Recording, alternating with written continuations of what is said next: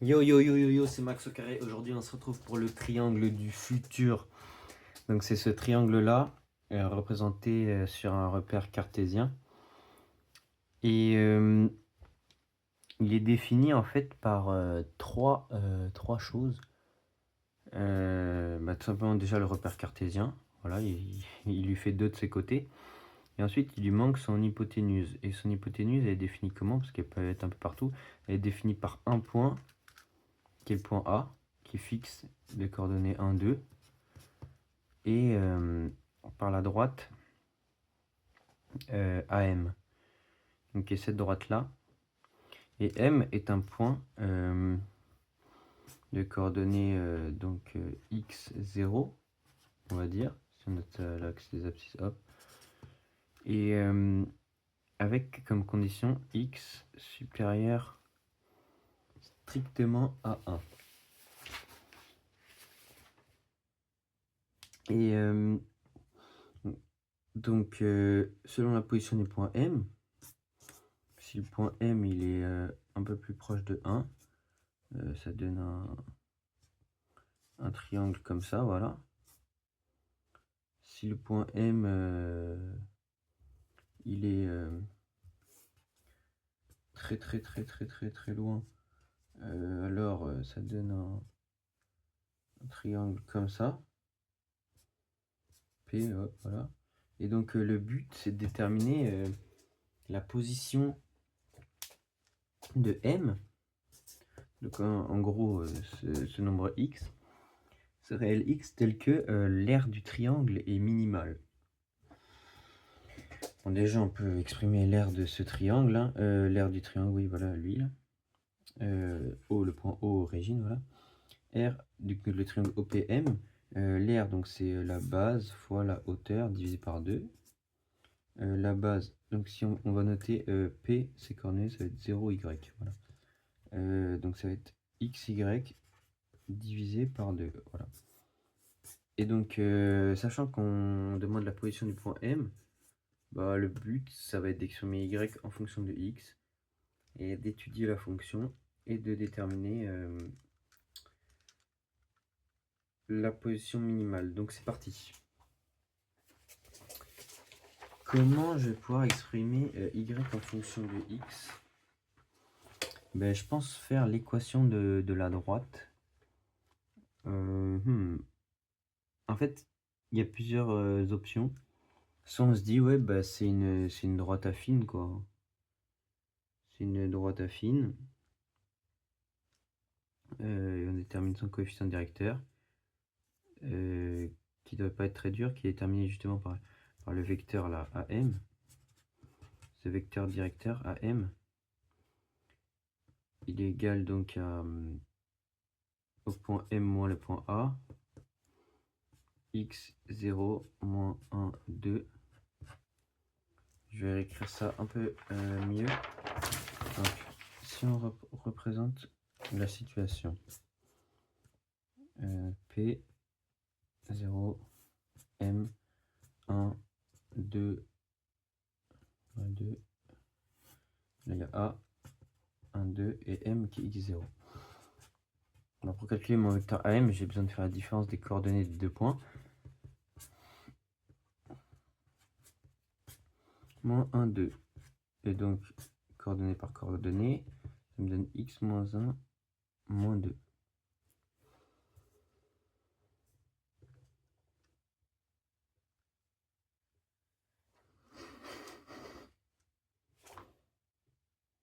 Et donc, un point est sur la droite, un point sur cette droite là, hop, je sais pas, n'importe où, hein, là, hop, hop, hop, hop. Il peut s'écrire comme A, qui est un point sur la droite. Donc n'importe quel point. On va noter N, c'est écrit comme A plus une paramétrisation plus T fois AM. Ça peut être une option. Et de déterminer quelle est la valeur de T pour laquelle on arrive à P.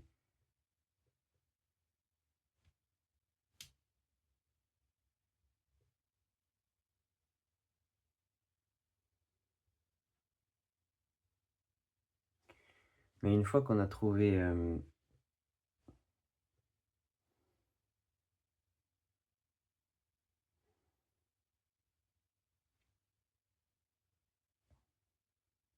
par exemple, si on étudie le point M, en particulier, c'est A plus AM plus AM une fois.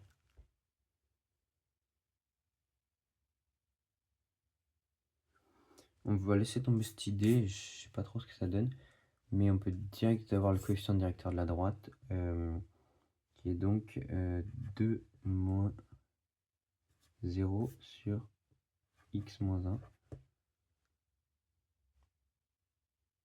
Non, c'est 0 moins 2. On voit que c'est simplement ça, cette coordonnée sur cette coordonnée. Et donc, l'équation de la droite, c'est y égale moins 2 sur x moins 1. On va noter, en fait, cette coordonnée, on va la noter p. 0p plus donc p.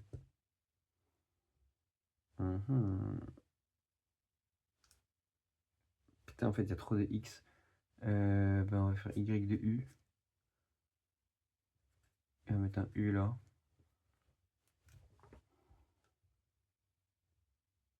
Et on va... Ouais, ça.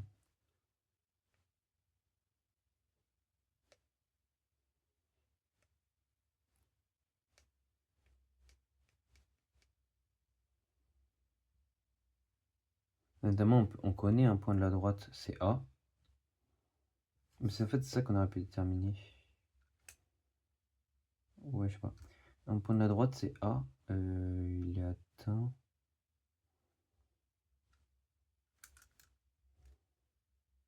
Il est atteint en 1, y de 1.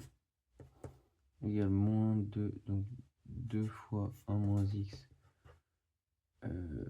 fois. Donc il est atteint en 1 plus p et son ordonnée vaut 2. Et donc là, on aurait une relation entre p égale 2 fois 2 plus 2 fois x moins 1. Et ce serait pas si mal que ça. Égale 2 fois 1 plus 1 sur x moins 1. Est-ce que ça donne des trucs intéressants ça? 2 fois x moins 1 plus 1. Ouais, c'est au même dénominateur. 1 c'est x moins 1. Donc x moins 1 sur x moins 1. Si on écrit ça. Plus, voilà, hop, égale 2 fois. Donc 2 fois x moins 1 hop, sur x moins 1. Et là x moins 1 plus 1. 2x sur x moins 1. Ok. Ok, ok. Et donc nous on va étudier, on a dit, l'aire du truc, c'est xp. Là il y a p, il y a x divisé par 2. Et donc égal à x. Et p sur 2, c'est x sur x moins 1. Ok. On a une petite fonction à étudier. On va voir ce que ça donne.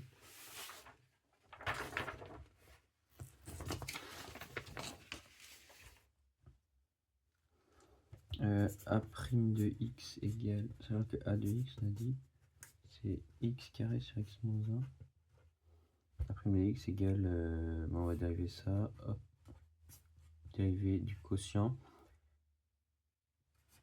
Hop, on dérive le numérateur fois le dénominateur, moins le numérateur fois le dérivé, donc fois 1. Et ça fait x moins 1 tout carré. 2x carré moins 2x moins x carré égale x fois donc x moins 2 sur x moins 1 au carré.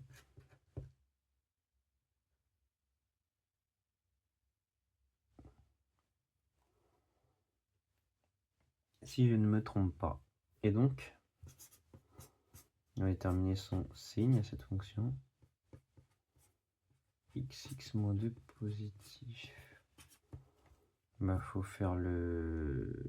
Ah ouais, c'est... Oui, puisque ça, c'est positif de toute façon.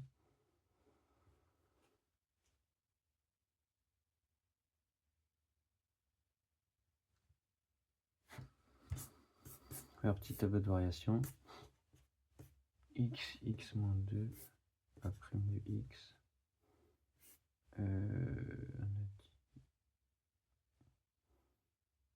Sachant que X, il commence à 1. Strictement supérieur à 1.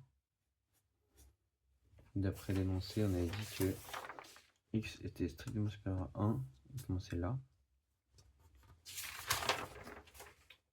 Et donc,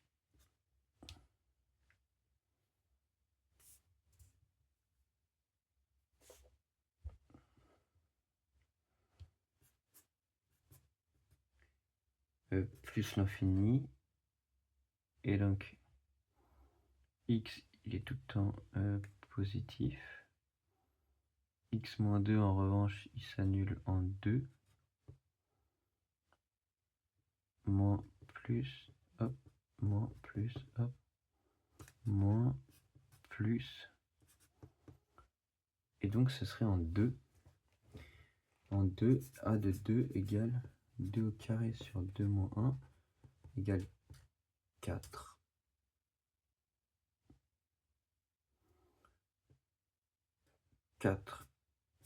En 1, ça tend vers plus l'infini. Parce que ça tend vers 0. 1 sur 0, hop, plus l'infini, 1 plus l'infini. Les deux tendent vers plus l'infini, mais si on factorise, hein, par x au carré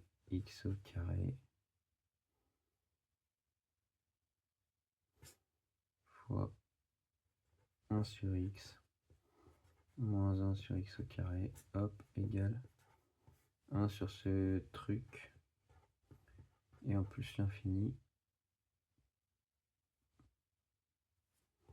Putain, toujours une forme à déterminer. Comment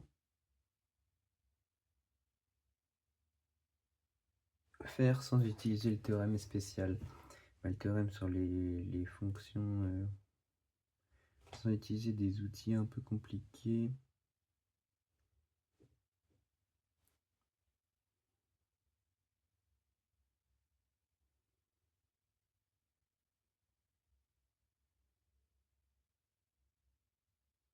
Non, c'est bon, ça tend vers plus l'infini, ça tend vers 0.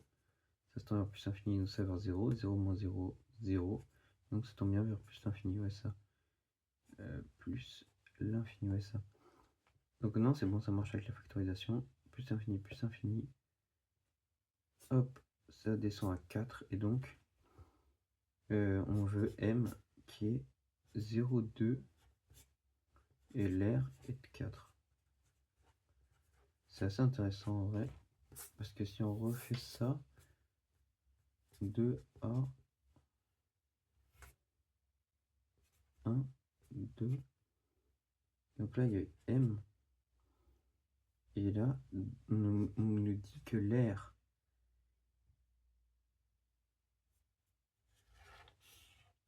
bien, c'est passé par 2.